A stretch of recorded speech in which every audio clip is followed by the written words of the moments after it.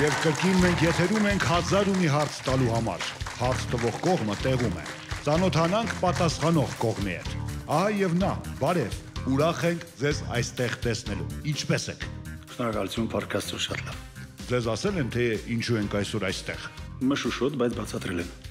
Երեխաների հետ շփումը որքան կարևոր է ձեզ համար։ Կարծում եմ ամենակարևորն է կյանքում։ Երեխաների հետ ավելի հեշտ է շփվել, թե մեծերի։ Երեխաների հետ եւ ավելի հեշտ է եւ ավելի դժվար։ Դուք երեխաների հետ պատրաստվում եք խոսել ինչպես մեծը մեծի, թե դեմ չեք ինքներդ մի քիչ մանկանալ։ Ես երեխաների հետ կխոսեմ ինչպես ինքս ինձ հետ։ Եվ վերջին հարցը. դուք պատրաստ եք անկեղծ լինել երեխաների հետ մինչև վերջ։ Երբեք եւ նորից երբեք անկեղծ մինչև վերջ։ Կարող եք խոստանալ, որ երեխաներին ասելու եք միայն ճշմարտությունը եւ ոչինչ ճշմարտությունից բացի։ Ոչ, ես խոստանում եմ, որ նրանց չեմ ասի ճշմարտությունը։ Երեխաներին պետք չի ասել ճշմարտությունը։ Երեխաների հետ գիտեք ինչի է դժվար, որ երեխաներին նախ չի կարելի խաբել առաջին եւ երկրորդ պետք չի ասել ճշմարտությունը։ Այսինքն պետք է խոսել այնպես, որ ոչ խաբես, ոչ էլ ասես ամբողջ ճշմարտությունը։ Այստեղ է դժվար, շատ դժվար է երեխաների հետ։ Հետաքրքիր մոտեցում է միևնույն ժամանակ սպառիչ պատասխան։ Ուրեմն բարի գալուստ 1000 ու մի հարցի տաղավար։ Հետաքրքրասերները սպասում են ձեզ։ Դիմավորեք դերասան, սցենարիստ, ռեժիսոր, նկարիչ, շատ տաղանդավոր ու շատ համեստ մարդ Վարդան Պետրոսյան։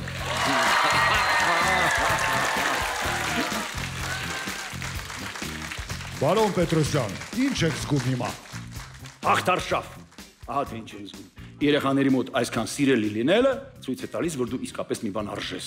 Հպարտության զգացումը կարելի ասել ինձ խեղդում է։ Մեր հաղորդման ընթացքում երեխաները մեր հյուրերին բացահայտում են այնպես, ինչպես մինչ այդ նրանց միգուցե եւ ոչ ոք չէր ճանաչում։ Դուք պատրաստ եք բացահայտվել նորովի։ Գիտեք, ամեն օր ես փորձում եմ բացահայտվել նորովի։ Ես կարծում եմ այսօր ինքս ինձ համար կբացահայտվեմ բացարձակապես նորովի շնորհիվ մեր հրաշալի այս երեխաների։ Ուրեմն անցնենք առաջ, բայց մինչ սկսելը մեր հաղորդման մի քանի պայմանի մասին։ Եվ այսպես, դուք ունեք մեկ հարցի չպատասխանելու իրավունք։ Դուք հաղորդման վերջում պետք է առանձնացնեք լավագույն հարցը եւ հարցի հեղինակին հանձնեք ձեր պատրաստած մրցանակը։ Եվ այս պահին ձեզ տրվում է 1 րոպե ժամանակ, որպեսզի պատմեք երեխաներին ձեր մասին։ Ներկայացրեք ձեզ 1 րոպեի ընթացքում։ Ժամանակը գնաց։ Ես Վարդան Պետրոսյանն եմ, ծնվել եմ Երևանում անցյալ դարի 50-ականներին։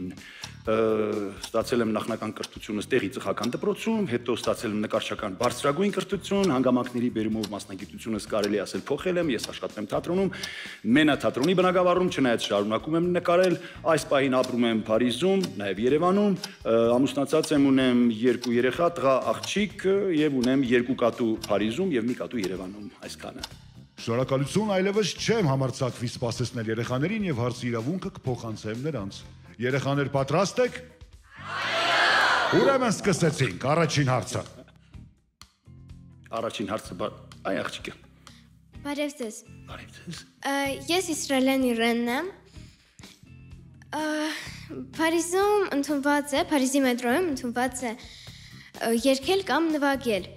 Ես լսել եմ, որ դուք եք այդտեղ ելույթ ունեցել։ Հայերեն երգել եք։ Չէ, հայերեն չեմ երգել։ Փարիզի մետրոյում ես երգել եմ ֆրանսերեն։ Ընդ որում ես ֆրանսերեն երգել եմ նաև ծպտված, հատուկ ծպտված, որպեսզի եթե հանկարծ այնտեղ Երևանից մարդիկ լինեին, ինձ չճանաչեին, որովհետև ես Փարիզում աշխատում էի շատ հայտնի հռչակավոր մարդու հետ, եւ այդպես Երևանում արդեն փառքս էր թևածում, որ Վարդան արդեն Ժակ Շիրակի հետ խաշ է ուտում, Ազնավուրի հետ այստեղ այնտեղ գնում գալիս են, արդեն չգիտես ես արդեն պալատական ինչ որ կյանքով եմ այնտեղ ապրում, բայց այդպես չէր։ Դերասանի կյանքը լինի այստեղ, լինի Փարիզում, շատ դժվար է ու ծանր, երբեմն օրվա հացի փող չի լինում։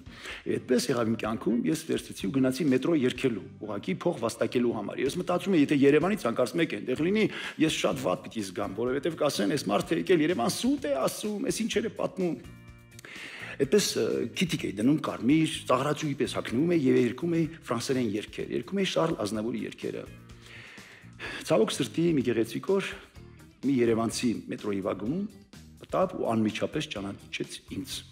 Ճանաչեց դա Մալանի թատրոնի դերասանուհի Սիլվան էր։ Այ, ես քիչ մնաց գետինը մտնեի, ասի Տեր Աստված, ինձ ճանաչեց, ես խայտարակ եղա, ինչ պիտի լինի։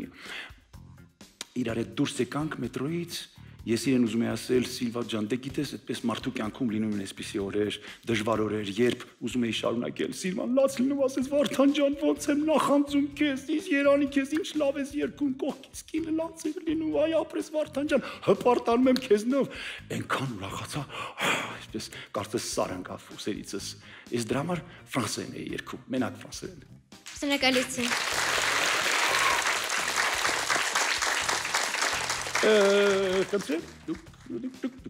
Եթե Մոնալիզան լիներ երաժշտություն, ինչ երաժշտություն կլիներ։ Ինքը վստահաբար կլիներ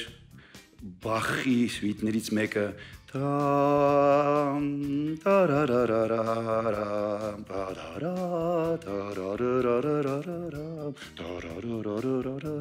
ակներ Բախ ամենամեծ դիեզերական կոմպոզիտորի երաժշտություն։ Ակնոցով տղան։ Բարև ձեզ, ես Բաբան Էմիլն եմ, ես գիտեմ, որ դուք Աստվածաշունչ եք կարդում, ձեր կյանքի ամենադժվար պահին, Աստվածաշնչի որ մասն է, որ խոսքն է, Աստծո որ խոսքն է ձեզ օգնել։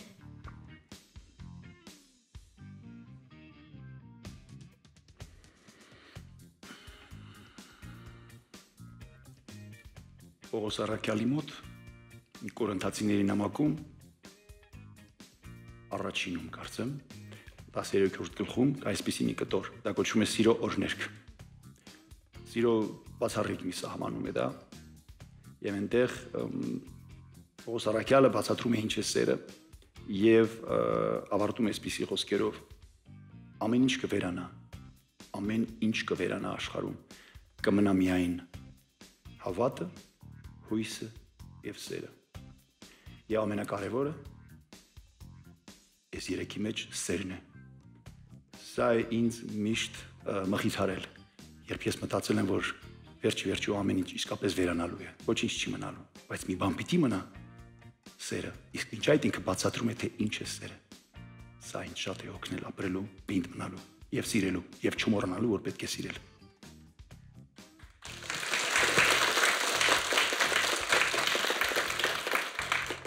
Պոպիկ տղան առաջին ձեր բացացրեց։ Բարև ձեզ, ես Վարդանյան Էրիկն եմ, կրուասան թե գաթա, ինչ կնախընտրեիք։ Անկեղծ որ ասեմ, փոքր ժամանակ ես նախընտրում էի գաթա, որովհետև տատիկիցս ժառանգվել էր գաթա սարքելու ձևը եւ մայրս այդ գաթան շատ լավ էր սարքում հատուկ խորիզով։ Ամեն նոր տարի միշտ ինքը սարքում էր այդ գաթան։ Հանգամանքների բերումով ես գնացի Փարիզ եւ այնտեղ քրուասոն կերա։ Այդ քրուասոնը էսպրեսոյի հետ ինձ կարծես սպանում է։ Ինչպես էլ թռն, ոնց գնամ հասնեմ Փարիզ, սուրճ չխմեմ,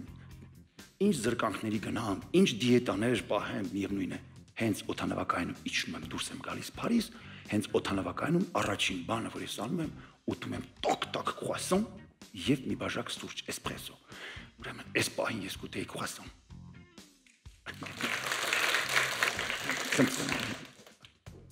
Ինչ կպատմեք Խորեն Աբրահամյանի հետ խաղացած ծերունի եւ ծովը ներկայացումից։ Ես շատ երկար կարող եմ խոսել, որովհետև դա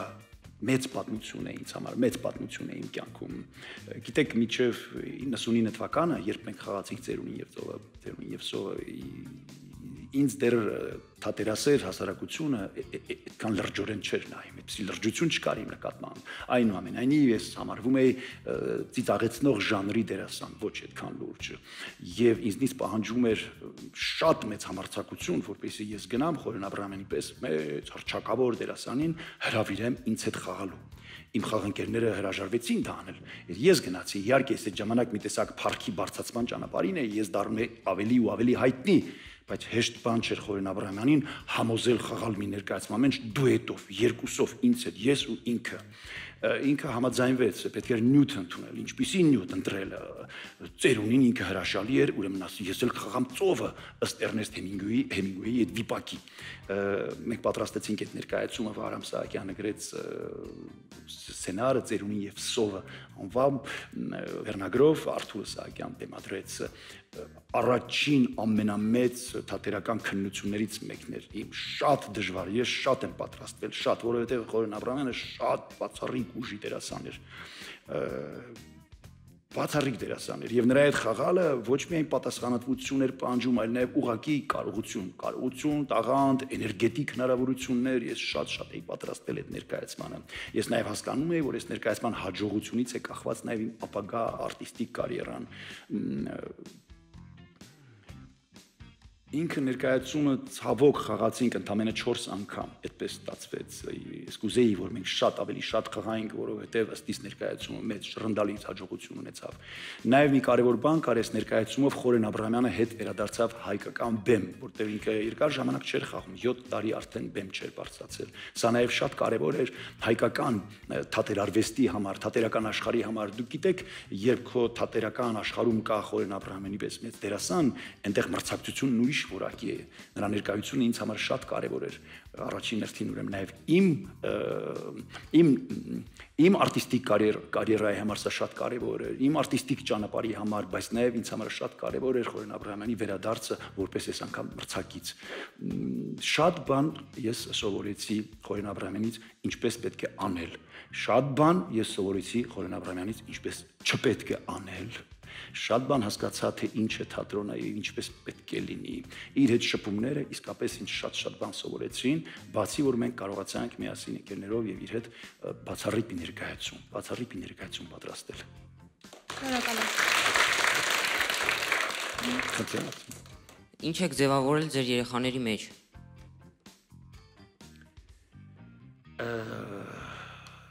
Առաջին հերթին խենթություն։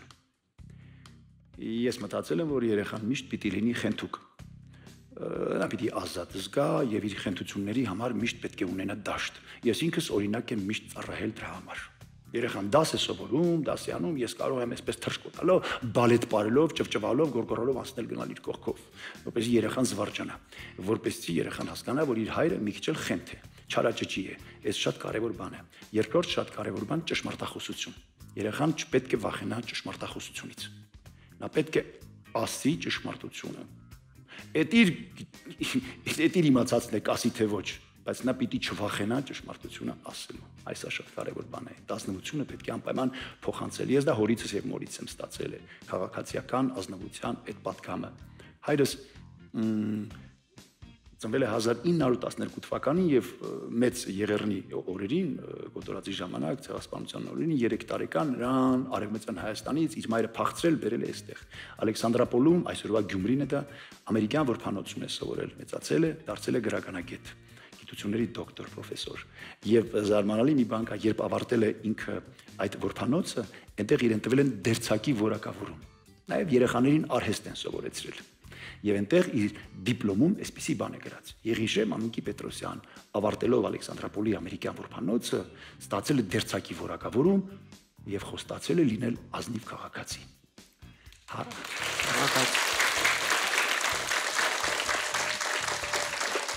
Բարև ձեզ, ես Գևորգ Սմբատյանն եմ։ Ձեր կարծիքով ինչ է նշանակում հայրենիք բառը։ Հայրենիքը միայն աշխարհագրական տարածք չի։ Հայրենիքը շատ կարևոր բովանդակություն է, հոգևոր բովանդակություն։ Հայրենիքը մի բան է, որի մասին շատ են խոսում։ Եվ ոչ մի կերպ չեն կարողանում բացատրել, թե դա ինչ է։ Հայրենիքը մի բան է, որի համար հարազատ մոր երեխայի պես կարող ես գնալ ու մեռնել։ Հայրենիքը մի բան է, որ մարդիկ նշում անընդհատ խոսում, նրան կանչում է, տանում է միտեղ։ Հայրենիքը շատ հաճախ շատ բարդ ու անբացատրելի բան է։ Հայրենիքը միաժամանակ շատ պարզ բան է։ Նա մեր բնապատկերն է, արվակի քչքչոցն է, աշնան խոտի, աշնան հողի բույրն է։ Հայրենիքը հենց այն մարդիկ են, որոնց հետ դու շփվում ես, որոնց հետ քո մանկությունն ես անցկացրել։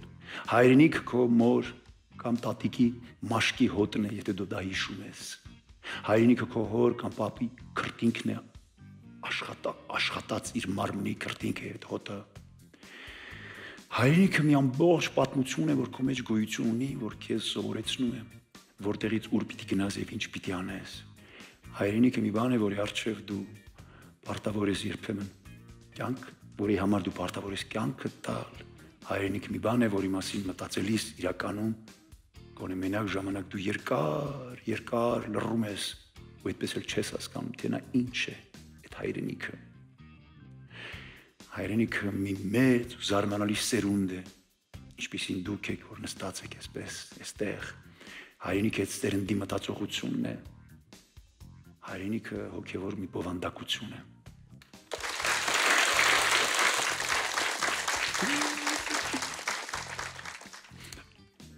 Երբ գնում եք Ֆրանսիա, ինչքան ժամանակից եք կարոտում Հայաստանը։ Ֆրանսիացիներն ու հայերը իրարից ինչով են նման եւ ինչով տարբեր իրարից։ Անկեղծ ասած ես շատ արագ եմ կարոտում Հայաստանը։ Որովհետեւ ընդհանրապես մարդը եւ ֆիզիկապես, հոգեբանորեն եւ հոգեվոր իմաստով կապված է իր հայրենիքին։ Նրա մարմինը այդ հայրենիքի մի մասնիկն է, այդ հող ու ջրի մասնիկը։ Նրա հոգևոր մասը էությունը, իր հայրենիքի հենց հոգևոր անտեսանելի մասն է, այդ ամեն ինչ ինքը կրում է իր մեջ։ Հայրենիքը փոխած մարդը շատ նման է մի ձկնիկի, որի ակվարիումը փոխել են, կամ մի ձկան, որի գետը կամ լիճը փոխել են։ Եթե Սևանա լճից, այդ մաքուր լճից վերցնում ես, ասենք մի փոքրիկ ձուկ եւ տանում ես գցում ես մի գետի մեջ կամ մի ճահճագետ, կամ հակառակը մի ճահճագետից մի ձուկ տանում գցում ես ինչ-որ պարզ ջրերի մեջ, դեռ պիտի ադապտացվի, այդ կարոտը միշտ մնում է իր մեջ։ Ես արագ եմ կարոտում։ Առավելևս շատ հաճախ, պետք է այսպես ասենք, մտքերով ես այստեղի հետ եմ շատ հաճախ։ Բայց պետք է իմանալ, որ նաև այնտեղ Ֆրանսիան իր հնարավորություններով ու իր հզոր հսկա մշակույթով նաև գրավում է եւ ինձ տանում է առաջ։ Ես շատ բան եմ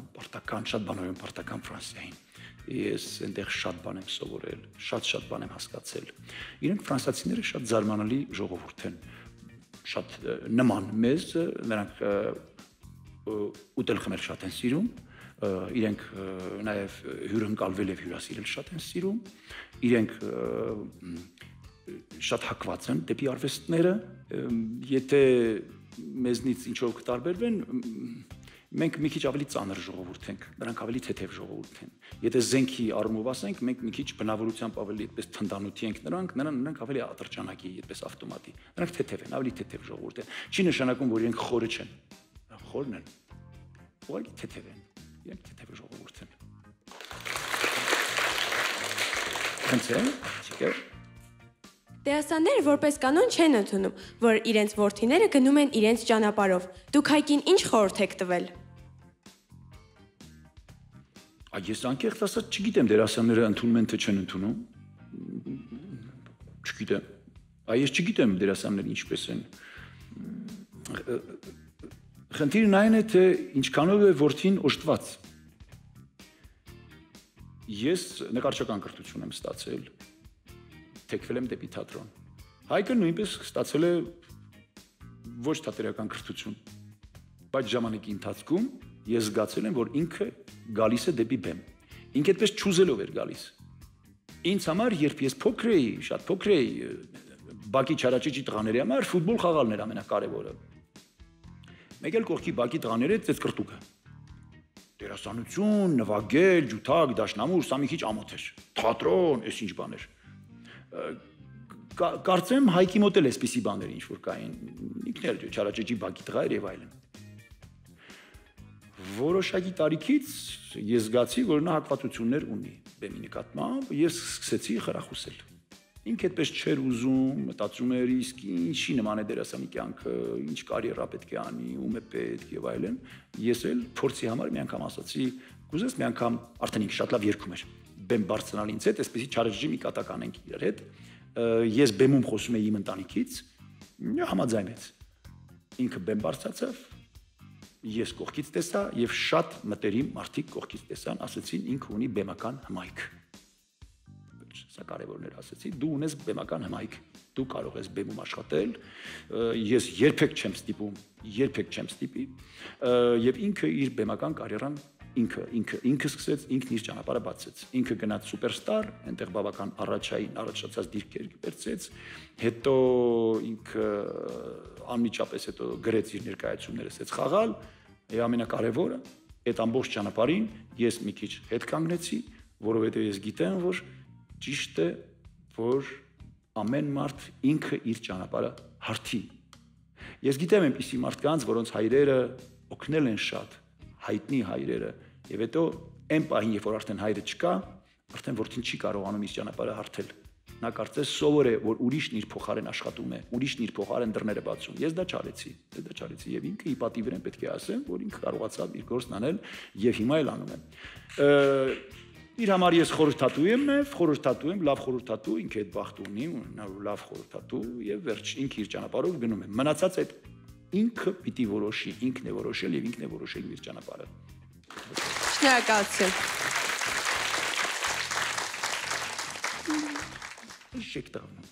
Բարև ձեզ, ես Արամ Խաչատրյանն եմ, իսկ դուք երբևիցե հարսանիք վարել եք։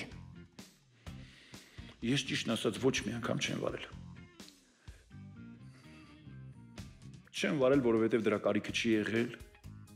Այն ժամանակ այդքան ընդունված էլ չէր, առայժմ դրա կարիքը չկա էլ։ Ինձ հարցը մի քիչ ավելի դժվար են տալիս, ասում են իսկ վարելու եք, կվարեք։ Ես դժվարանում եմ պատասխանել, որովհետև ասում են երբեք մի ասա, երբեք։ Ինչ իմանաս, կյանքը ինչպես կգնա առաջ, կյանքը ինչ կթելադրի քեզ։ Ինքը հարսանիք վարելը շատ դժվար գործ է, հեշտ գործ չի։ Ես չեմ վարել, դրա փորձը չունեմ, առայժմ Պարքասո կարիքը չունեմ։ Շնորհակալություն։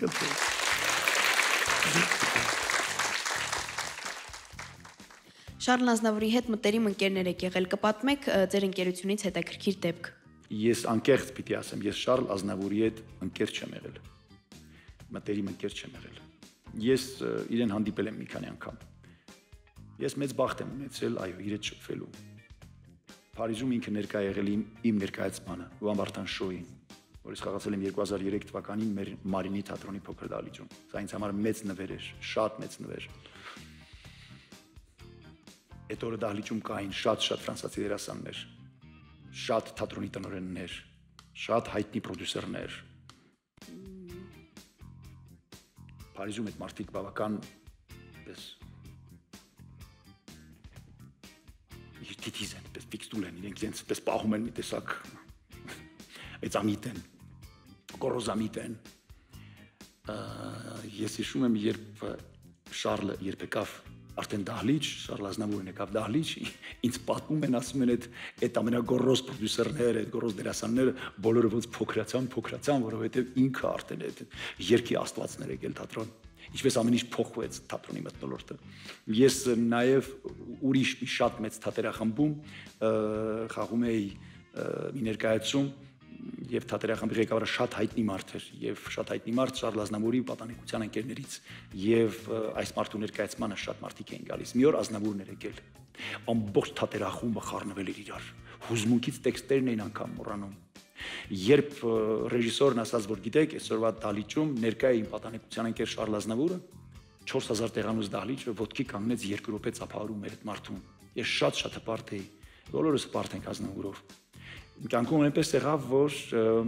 բավական ծանր ու դժբախտ իրավիճակից հետո ես Փարիզում էի, ինքը եկավ մեր տուն։ Հյուր եկավ իր ավակ աղջկա հետ։ Եվ եկավ երկար ժամանակով, այսինքն նկատի ունեմ 5-6 ժամ մենք իրար հետ նստեցինք, ճաշեցինք, հաց կերանք։ Ես անցկացրի իմ կյանքի երևի ամենահետաքրքիր օրերից մեկը։ Շատ յուրահատուկ մարդ էր, շատ յուրահատուկ։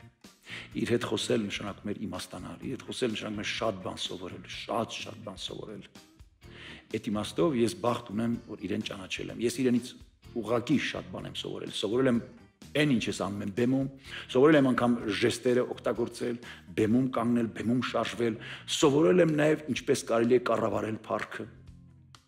Սովորել եմ ինչպես լինել հայտնի եւ մնալ համեստ։ Մնալ համեստ, բայց չխաղալ համեստ։ Մնալ անկախ,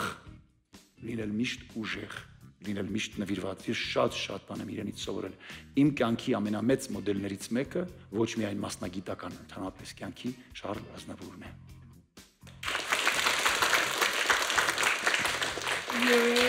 Այ աղջիկը, մեծ տեղի աղջիկը, երևի դուք։ Ոնց եք ծանոթացել ձեր կնոջ հետ։ Ես 2 կին ունեմ։ Այդպես չի։ Ես 2 անգամ եմ ամուսնացել։ եւ երկուսի հետ էլ տարբեր կերպ եմ ծանոթացել։ Վերջին Հարցը այն է, կնոջ։ որ կնոջ մասն է խոսքը։ Վերջին։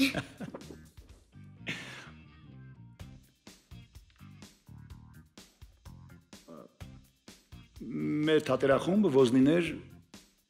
պիտի գնար Ֆրանսիա հյուրախաղերի եւ հյուրախաղերի կազմակերպիչ թատերախումբը ղեկավարում էր իմ շատ երիտասարդ կինը։ Ես էլ երիտասարդ էի։ Հետո իրենց թատերախումբը մինչ այդ եկել էր Երևան հյուրախաղերի։ Մենք ծանոթացել ենք այդպես ոզնիներ թատերախմբի ժամանակ, իր ֆրանսիական թատերախմբի հետ ծանոթության ժամանակ, այսպես ենք ծանոթացել։ Շնորհակալություն։ Պարոն Պետրոսյան, այսօր երեխաներից մեկը բացի հարցից նաև հաճելի անակնկալ է պատրաստել ձեզ համար։ Հուսով եմ դեմ չեք լինի վերցնել այդ անակնկալ, ինչպես ասում են։ Խնդրեմ։ Բարև ձեզ, Սերիկ Ղազարյանն եմ։ Ես ձեր համար նվեր եմ պատրաստել եւ ուզում եմ նվագել դա։ Խնդրեմ։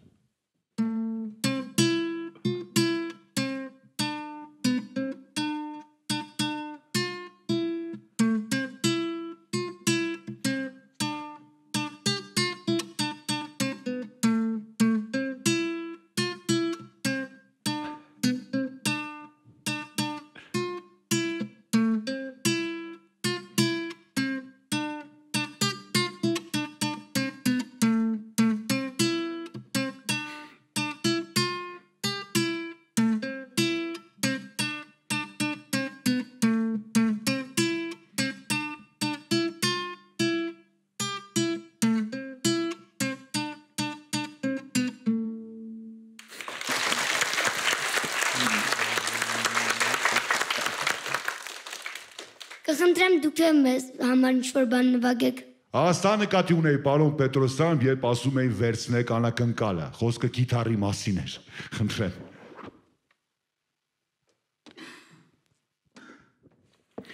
Շնորհակալություն, բայց ես էլ այդ դեպքում պետք է խնդրեմ, որ դուք մասնակցեք,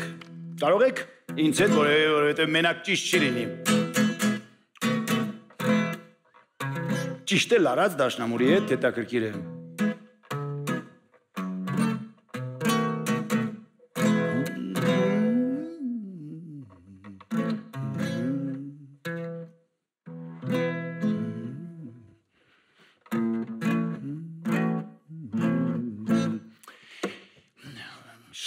Շատ ջահել ժամանակ ես այսպեսի զարմանալի կատակ երգեր էի երգում։ Ես վերցնում եմ իմ մանկական փոքրիկ երգ, երգում ենք այդ երգը, հետո ես անում եմ երաժշտական պարոդիաներ, այդ երգը ինչպես կերգեր այսինչ երգիչը կամ այսինչ ժողովրդի ներկայացուցիչը։ Հիմա ես կփորձեմ գնալ իմ պատանեկության գիրկը,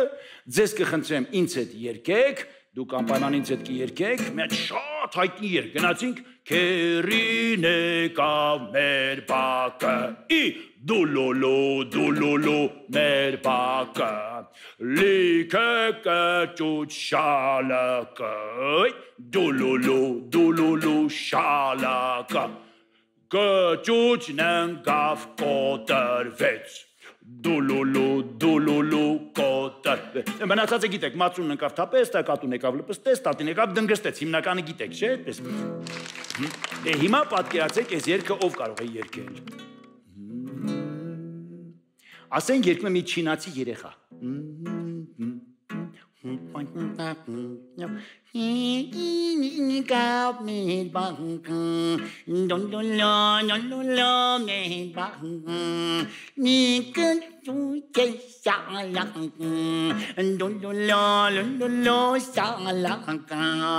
Կճուճ ննգավ կոտակն, նիցի մաճուտ նտամպիչ, ճապատապապիչ, կատուն ինկապ նկնկիչ, տակի ինկապ դնգստ,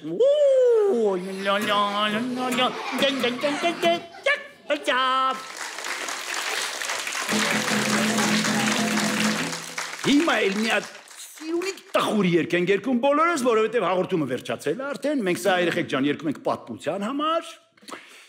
ինձ հետ երգում ենք այս երգը։ Երևի գիտեք հաստատ, մամա-պապաները շատ են երգել, իսկական դարդոտ հայ երգ։ Ով սիրուն, ինչու մոտեցար, սրտիս գաղտնիքը, ինչու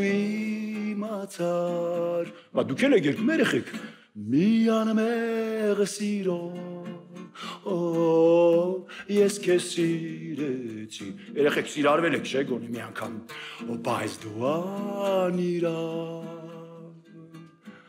դավաչանեցիր։ Ամենատխուր մարդիկ դուք եք, մեծեր, միասին, մի անմեղ սիրո, ես քեզ սիրեցի։ Այ երկեցին, բայց դու անիրավ դավաչանեցիր։ Հիմա էլ մի երգ նվիրված Երևանի սիրուն աղջիկներին։ Տեղեք այս երգը պետք է որ հաստատ իմանան, ճիշտ է։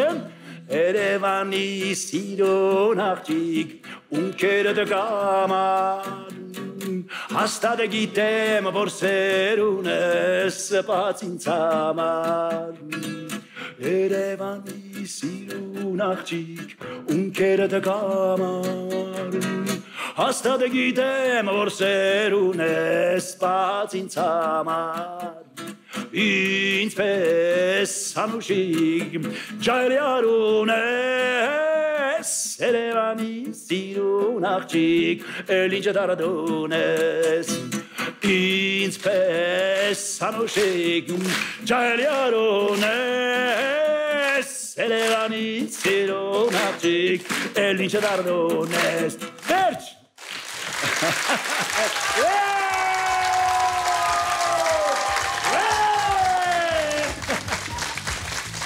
Ես էլ մի մանական կարացիս, շատ շնորհակալություն։ Վերջ, ստիպված եմ ազդարարել հարցեր տալու ժամանակի ավարտը։ Պարոն Պետրոսյան, կարող եք հանգիստ շունչ քաշել։ Հրաշալի հարց ու պատասխան ստացվեց։ Գիտեք, հենց նոր մտքովս անցա, որ եթե երեխաների հարցերը հանենք, ձեր պատասխանները կարող են մի հրաշալի ինքնակենսագրական մոնը ներկայացում դառնալ։ Ինչ եք կարծում։ Ես անպայման կփորձեմ այդ ուղղությամբ աշխատել։ Շատ լավ իդեա։ Պարոն Պետրոսյան, ստիպեցին ձեզ երեխաներն այսօր վերհիշել դեպքեր, մարդկանց ու մասին, վաղուց չէիք մտածել, ինչ էմոցիաներ արթնացրեցին ձեր մեջ այսօր երեխաները։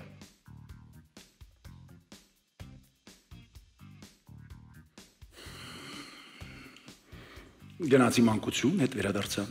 Սա շատ հաճելի բան է։ Իդեպ ես դա շատ սիրում եմ անել, ճամփորդել մանկություն, պատանեկություն, մանկություն, երիտասարդություն։ Իսկ դուք պատրաստ եք ընտրել օրվա լավագույն հարցը եւ հարցի հեղինակին հանձնել ձեր մրցանակը։ Շատ բարդ խնդրի առաջ եմ կանգնած։ Ես պետք է հասկանամ որն է այն չափանիշը, որով ես գնահատում եմ հարցը։ Հարցի գեղեցկությունը, հարցի խորությունը, հետաքրքրությունը, սադրիչ բնույթը, ես մտածում եմ երևի լավագույն հարցը այն էր, որին ես տվեցի ինձ համար զարմանալի եւ ինձ համար անսպասելի պատասխան։ Այսինքն այն հարցն էր, որի միջոցով ես ինքս ինձ մեջ ինչ-որ բան հայտնաբերեցի։ Եվ ես կարծում այդ հարցը հայրենիքի մասին հարցն էր։ Ես իր համար բերել եմ փոքրիկ գիրք, սա իմ առաջին գիրքն է, որը կոչվում է Օրեր, գույներ, ճակատագիր։ Այստեղ այդպես հումորով իմ կենսագրությունն է, եւ այստեղ նաեւ իմ գեղանկարչական աշխատանքներն են եւ բանաստեղծություններ, երգեր գրած։ Ես սիրով նվիրում եմ երիտասարդին, որը տվեց հայրենիքի մասին հարցը։ Ես այստեղ հիմա պետք է մակագրեմ, ինչպես է, Գևորգի ձեր թույլտվությամբ։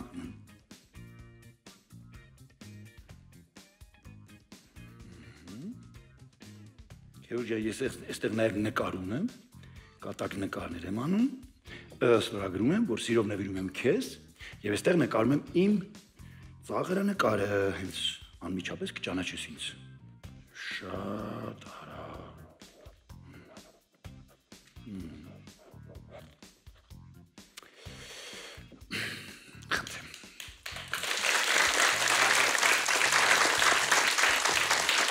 Ես եմ, ովքից ինձ նկարած, ես մասի սարը, երկու պարտիով, մի տուն, մի ծառ և ժպտացող արև, ես կեզ։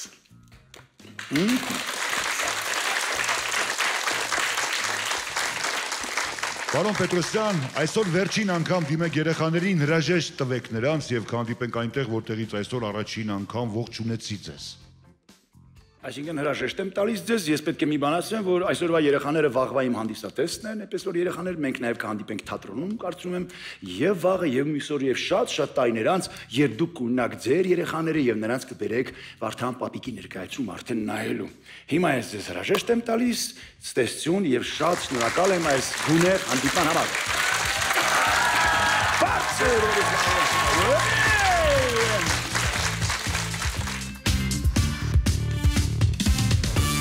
Պարոն Պետրոսյան, ինչպես եք հարցի պատասխանը հաղորդման սկզբին և հիմա տարբեր է շատ։ Հավասարապես լավ եմ, չէ, ինձ թվում է ես հիմա շատ ավելի լավ եմ։ Շատ ավելի ուրախ, շատ ավելի կայտառ եւ ամենակարևորը շատ ավելի կյանքով լի։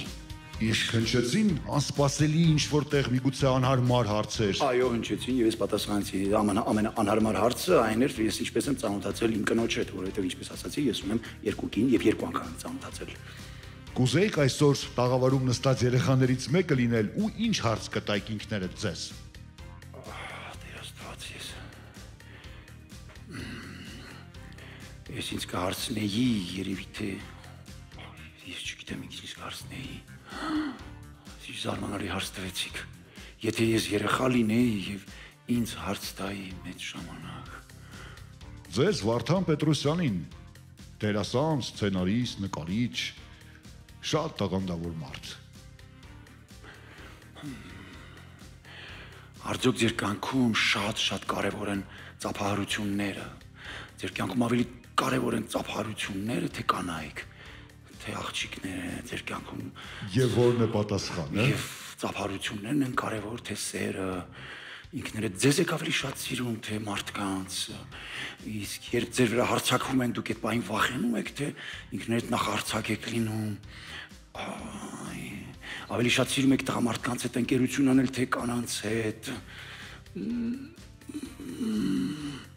Ես այնքան հարցեր ունեի ինքս ինձ տալու, որ այդպես էլ չտվեցի։ Այդ բոլոր հարցերի պատասխանները հավանաբար կստանանք ձեզանից արդեն մեր հաջորդ հանդիպմանը։ Շնորհակալություն մեր հյուրը լինելու համար։ Հաջողություն ենք մաղթում եւ սպասում ենք ձեզ կրկին։ Շնորհակալ եմ։ Մինչ նոր հանդիպում։ Երեխաներ էլ հարցեր չենք տալիս, հիմա հնչեցնում ենք կարծիքներ այսօրվա մեր հարց ու պատասխանի մասին։ Կիսվեք ձեր տպավորություններով, խնդրեմ։ Իմ կարծիքով մեր այսօրվա հյուրը մեզ հետ շատ անկեղծ էր ու աշխատեց մեզ աշխատել որպես օրինակ ու ինչի ոչ նաև իմ կարծիքով փորձեց մեզ ինչ-որ բանի սովորացնել, որ օրինակ պետք չի անընդհատ կյանքին նայել մի կողմից ծանր ձևով, նաև պետք է մի քիչ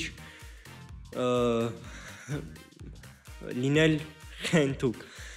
ու պետք է նաև նայել կյանքը տխուր կողմերից եւ ուրախ կողմերից։ Ինձ թվում է, որ Վարդան Պետրոսյանը մեզ հետ շատ անկեղծ էր եւ փորձեց պատասխանել հարցերին ինչպես նա կարող էր։ Նա մեզ ներկայացավ որպես դաս եւ փորձեց մեզնից բացել ինքներս մեզ եւ մեզ դարձնել շատ լավ եւ բարի մարդկանց։ Իմ կարծիքով Վարդան Պետրոսյանը մեր հետ մաքսիմալ անկեղծ էր եւ փորձում էր բոլոր հարցերին պատասխանել ու ոչ մի հարց բաց չթողեց, չնայած որ կային նաեւ մի քիչ անհարմար եւ անձնական հարցեր։ Իմ կարծիքով Վարդան Պետրոսյանը մաքսիմալ անկեղծ էր մեր հետ եւ փորձեց մեզ պատմել ամեն ինչը, ինչ հարցի մենք տվել էինք, նա փորձեց պատասխանել շատ կոնկրետ եւ շատ ճիշտ։ Ավարտվեց եւս մեկ 1000 ու մի հարց։ Հուսով եմ բաց չեք թողնի եւ ոչ մի մեր եթեր։ Իսկ նոր հանդիպումը չի ուշանա։